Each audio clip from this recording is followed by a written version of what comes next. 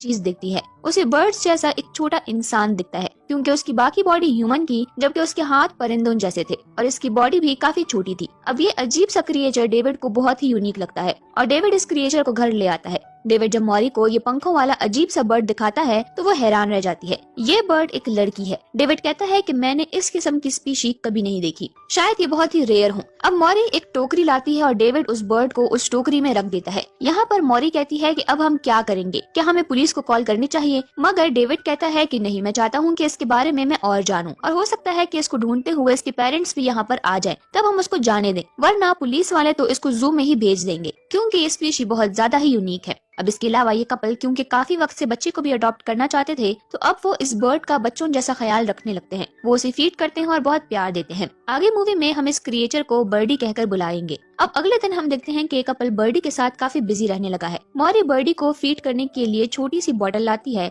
और डेविड उसके लिए एक वॉकर बनाता है। मगर जब वो बर्डी को उसमें रखते हैं तो वो नोटिस करते हैं कि उसके पंख तो अभी भी नजर आ रहे हैं, जिस वजह से मॉरी उसके लिए सॉक्स काटकर ग्लव्स बनाती है और फिर वो दोनों उसे लेकर बाहर घूमने जाते हैं। अब जब वो घूम रहे होते हैं तो बर्डी बाकी बर्ड्स को देखती है तो वो चहचहाने लगती है। डेविड कहता है कि शायद बर्डी बात करना चाह रही है, मगर मॉरी कहती है कि शायद वो इन बर्ड्स को देखकर चहचहा रही है। अब बर्डी को देखने के लिए टाउन की कुछ औरतें उनके पास आती हैं, मगर यहाँ पर वो बर्डी का साइज देखकर हैरान थी। वो पूछती हैं, तुम लोगों ने इसको कहाँ से अडॉप्ट किया है, ये इतनी छोटी क्यों है? मगर मॉरी उनकी बात को इग्नोर करके आगे बढ़ जाती है। अब दिन गुजरने लगे थे और बर्डी अब बड़ी हो रही थी। वो इस छोटी टोकरी में भी अब नहीं आ रही थी। वो अभी तक बात करना नहीं सीख पाई थी और बस बर्ड्स की तरह ही आवाज निकालती थी। अब एक दिन मॉरी नोटिस करती है कि बर्डी उड़ने की कोशिश कर रही है और इंसानों से ज्यादा वो बर्ड्स की तरह एक्ट कर रही है। अब ये चीज मॉरी को थोड़ा सा डिसहार्ट कर देती है क्योंकि वो चाहती है कि बर्डी इंसानों के जैसा बिहेव करे, इसीलिए वो उसे उड़ने से रोकती रहती है और इंसानों की तरह बिहेव करना सिखाती है। खैर यहाँ पर बर्डी का भी उनसे लगाव बढ़ जाता है, मगर जाहिर है कि उसकी क्वालिटीज बिल्कुल बर्ड्स जैसी ही थी, चाहे उसकी बॉडी इंसानों जैसी हो।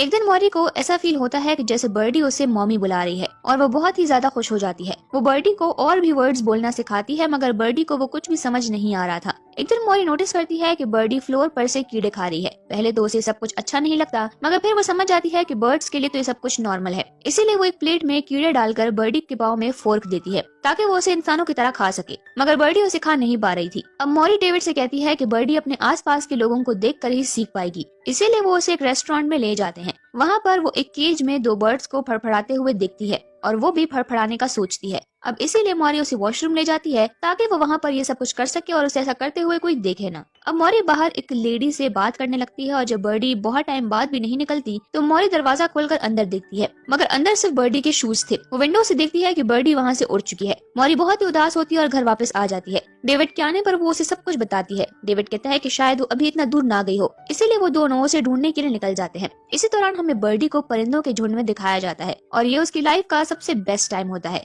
जो कि वो इन बर्ड्स के साथ स्पेंड कर रही थी। अब अचानक तेज हवा की वजह से उसका बैलेंस बिगड़ जाता है और वो रोशनदान से होते हुए किसी के बेड पर गिर जाती है। दरअसल बर्डी एक छोटी बच्ची लूसी के रूम में होती है। तो जब लूसी वहाँ पर आती है तो उसे बर्डी के पर बहुत ही अच्छे लगते हैं और वो उसे पूछने लगती है कि उसे ये पंख कहाँ से मिले हैं, और इसी बीच ये दोस्त भी बन जाते हैं। लूसी के डैड के पास उसके साथ खेलने का टाइम नहीं होता है, इसलिए वो बर्डी के साथ खेलने लगती है। दूसरी तरफ मॉरी और डेविड शहर आ जाते हैं। वो एयरलाइन के इंफॉर्मेशन डेस्क जाते हैं, लेकिन उन्हें वहाँ से कोई भी इंफॉर्मेशन नहीं मिलती। इसके बाद वो रात में ठहरने के लिए एक होटल जाते हैं और लूसी बर्डी को ऐसे ही कह देती है कि वो भी एक बर्ड है और फिर वो बर्डी को एक ट्री के पास ले जाती है। बर्डी ऊपर की एक ब्रांच पर जाके सोती है जबकि लूसी ट्री के पास नीचे ही सो जाती है। उधर मॉरी और डेविड होटल के सभी रूम्स बुक होने की वजह से वहाँ पर नहीं रह पाते और घूमते घूमते उस ट्री के पास पहुँच जाते हैं और उस ट्री के नीचे ही सो जाते हैं। सुबह डेविड और मॉरी लूसी से मिलते हैं और वो उन्हें ब्रांच पर बैठी एक बर्ड जैसी लड़की के बारे में बताती है, जिसे सुनकर वो दोनों ही समझ जाते हैं कि लूसी बर्डी की ही बात कर रही है।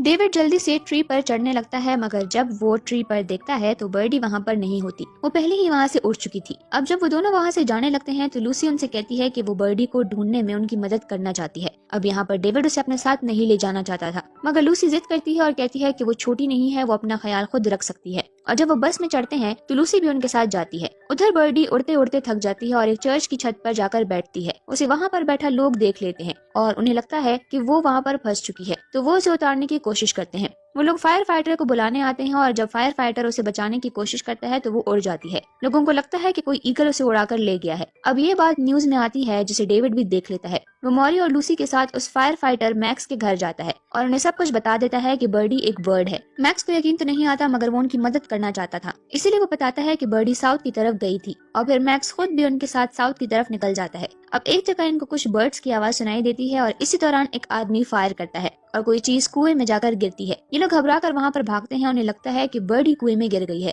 मैक्स की हेल्प से लूसी नीचे जाती है मगर देखती है कि वहाँ तो सिर्फ बर्डी के कपड़े पड़े हैं। खैर बर्डी को ढूंढते ढूंढते रात हो जाती है, इसीलिए वो रात गुजारने के लिए पास ही के एक होटल में जाते हैं। इधर रात में लूसी को उसी होटल में एक लड़का मिलता है जो कि ट्री की ब्रांच पर बैठा हुआ था। लूसी भी उसके पास जाकर बैठती है। उसका नाम बेन है। बेन जब रात में सो रहा होता है तो उसे अपने बेड के नीचे से कुछ आवाज आती है। वो नीचे देखता है तो ये बर्डी थी। बेन को याद आता है कि लूसी ने उसे बर्डी के बारे में बताया था, इसीलिए वो जल्द उसे बुलाने के लिए जाता है। लूसी आकर देखती है कि बर्डी वहीं पर है। वो तीनों रात वहीं बेड के नीचे गुजारते हैं। अब अगली सुबह होती है। लूसी की जब आंख खुलती है तो वो बेन के साथ मॉरी और डेविड को बुलाने के लिए जाती है, मगर जब तक वहाँ पर आते हैं तो बर्डी फिर से वहाँ से उड़ चली जाती है। अब वो सब उसे ढूंढने फिर से निकलते हैं, मगर लूसी बेन को छोड़कर नहीं जाना चाहती थी क्योंकि वो बर्डी के बाद उसका सबसे अच्छा दोस्त बना है। मॉरी लूसी को प्यार करती है और फिर मैक्स, डेविड और मॉरी बर्डी को ढूंढने के लिए निकल जाते हैं। लेकिन कुछ दूर जाने के बाद ही मैक्स थक जाता है और वो वहीं पर बैठ जाता है। मॉरी और डेविड भी कुछ टाइम के लिए रुक जाते हैं। अब डेविड एक नदी को पार करने की कोशिश करता है मगर वो भी थक जाता है और कहता है कि हमें रात यहीं पर गुजारनी चाहिए।